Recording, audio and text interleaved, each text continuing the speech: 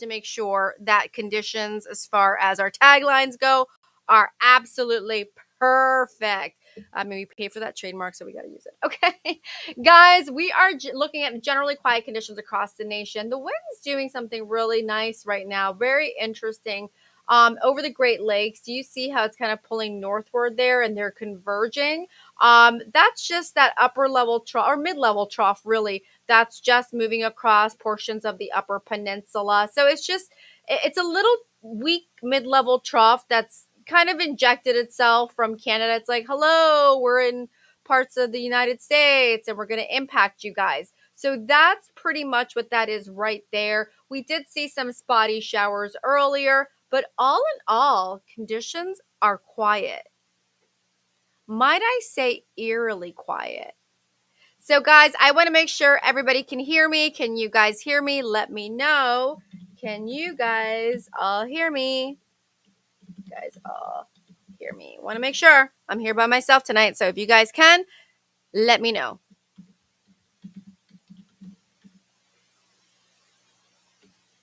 All right, guys. Keep me posted. Okay. If you guys can hear me, that'd be great. Okay. So this is a very interesting night, and I want you guys, I'm actually going to go ahead and record this and keep it in my mind. This is a very nice loop. It's a 2-hour SAT-RAD loop. And over this, I actually included our infrared global loop at 4 kilometers. So it's like a full resolution 4-kilometer IR. We're dealing with temperatures there, which is what you're seeing there in the bright whites. And this is a Climate Prediction Center product. I really like it. As far as spatial resolution, if I'm trying to do a quick look across the globe, I can just kind of play with it. Say, I don't really have to change too much. It gives me like an idea. Well, here I have included some when I wanted to go zoom in over Hawaii, because last week they had some big major concerns as far as wildfire went. So that's why I kind of had those highlighted there. But apart from that, if you see here, the reason I chose an infrared is because I wanted to show you everything that's happening across. You see this right here? Just like right off the coast of, well, not right off the coast, but in the Eastern Pacific, that's Hurricane Christy. And then here we have remnants of Oscar. So very, very interesting there. I find that to be very interesting. Hey, Beverly Hills Smart joined. How's everything sounding? Good? Keep me posted. Can you guys hear me? All right. So we are looking at remnants of Oscar, and I want to give you guys a couple of important updates, okay? So guys, just bear with me as we move through our weather stories for tonight. Once again, conditions look mainly quiet, right?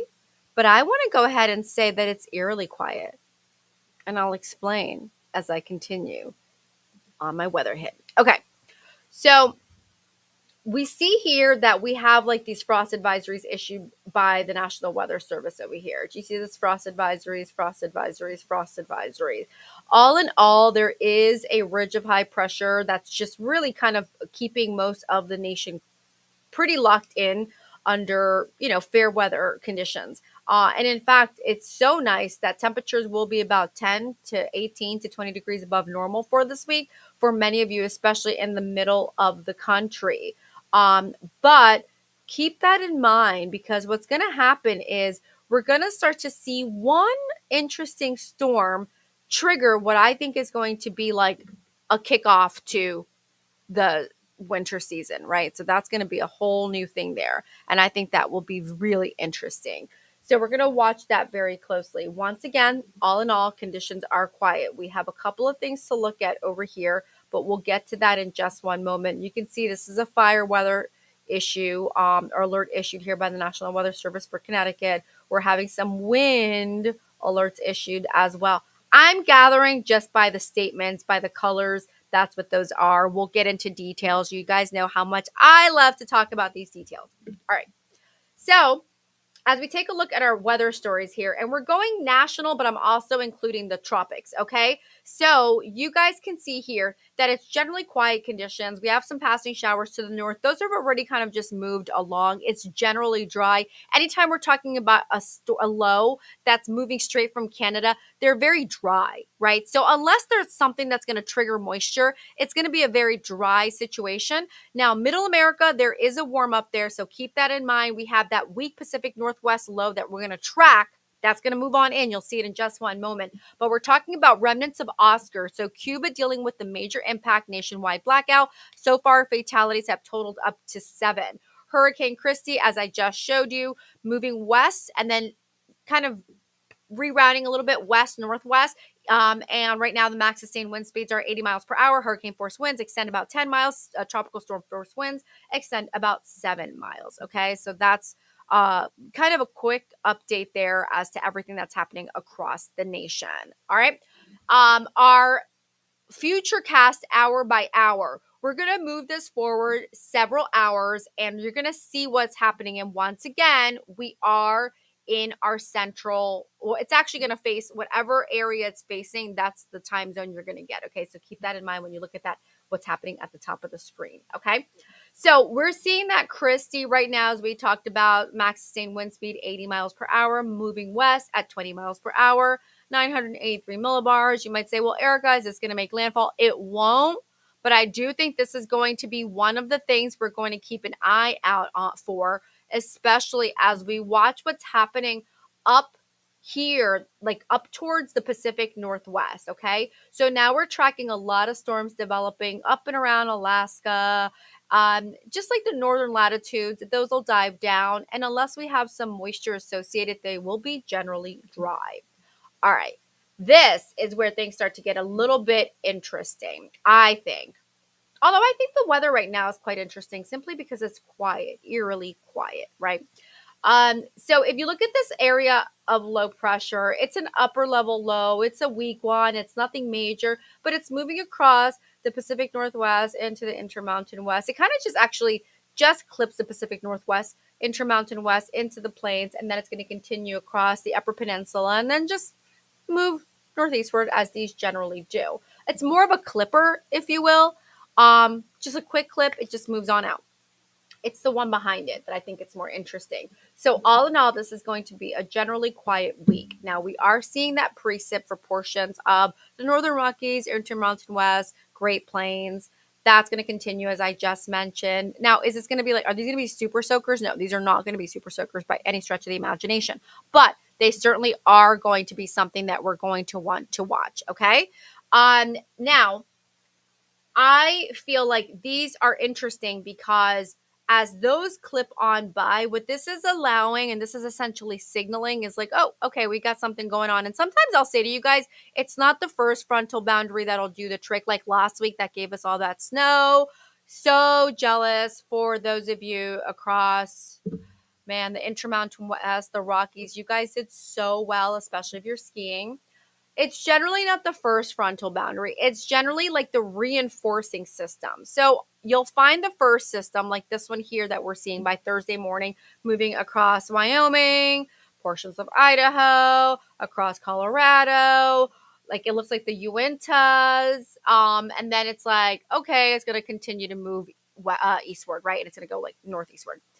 That's not the one. The one behind that one is the one that becomes a lot more interesting. And do you see how it's gearing up as it like approaches Portland? It's very interesting, right? You're like, oh my gosh, here it goes.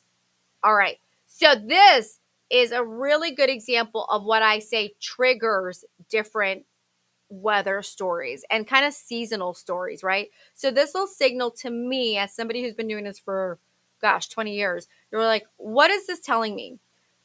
This is telling me that now everything is aligning. While we might get one or two anomalous days of warmer conditions and maybe there's a ridge that builds here and there, I think that this is going to be something that's going to be a trend now, right? Now, again, we could get like a ridge of high pressure that builds and then just breaks things up.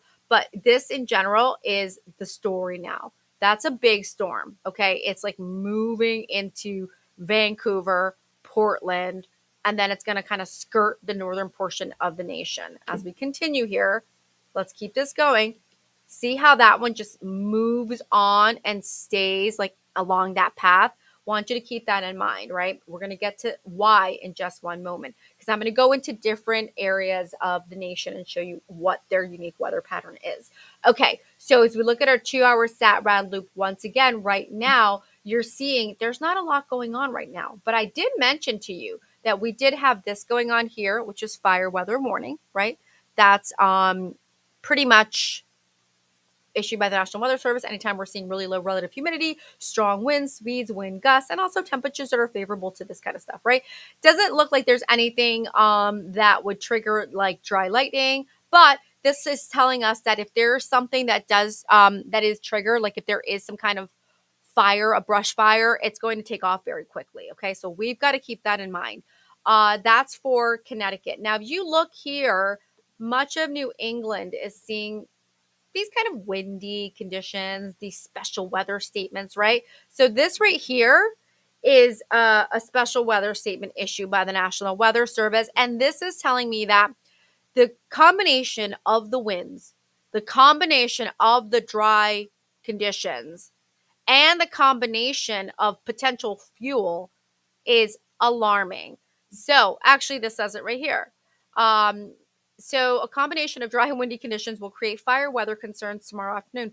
Fine fuels remain very dry, according to the Vermont Department of Forest, Parks and Recreation and the New York State Department of Environmental Conservation. Low relative humidity conditions that are, conducive to fire weather, those are absolutely going to allow for conditions to take off. Okay, I'm gonna just switch P here. Okay. So that's a fire weather statement that's issued for, looks like the tri-state area up into New England. Okay. So that's a very interesting story. Now, if we took a wider look out and we're like, but why is this happening, Erica? Like if I went out here a little bit, you see this here? Do you see that clockwise circulation, right? So there's your remnants of Oscar. Look at what the winds are doing. And then right over the Great Lakes, do you see that like little U shape? Do you see that right there? That right there is that mid-level trough I talked about that was essentially just saying hello from Canada. It's like, hi from Canada. Hi, guys. Yeah, so this was kind of one of those things that just dipped on down quickly, but is enough to pull some winds and to have them converge. And then if you look farther north, do you see that we have that other upper low? And then just off of like Halifax and St. John's, we have an area of high pressure. So these together are essentially creating like a vacuum. And it's the people in the crosshairs are essentially these guys here across the eastern seaboard. And that's like the Northeast, really. And that's what we're going to be watching very closely, okay? We do see some hydrology statements that have been issued. These actually are pretty interesting, and that is a coastal flood advisory and high rip current risk. So I want you guys to keep that in mind. In that part of Florida, it just really is one of those situations where you would really not want to be out there, okay? High risk rip current. Like that is not a funny situation to be in, okay? Now, or high rip current risks. We're going to go ahead and just take a look at these small craft advisories that have been issued by the National Weather Service. Those are to be expected anytime we see a situation. It has to do a lot with Oscar, right? That's what we're looking at there. It's just turbulent. That's what it's doing. To the Pacific Northwest, the Northern California, into Washington State, we're seeing these frost advisories that have been issued and small craft advisories as well. So that's kind of the two worst case scenarios that are happening here nationally. All right. So I'll be back in just a few minutes. I'm going to go ahead and share this with everybody. I'm meteorologist Erica Martin with Weather Co-op, where weather meets community. I'm going to slice and dice this puppy and then I'm going to upload, but I'll be back.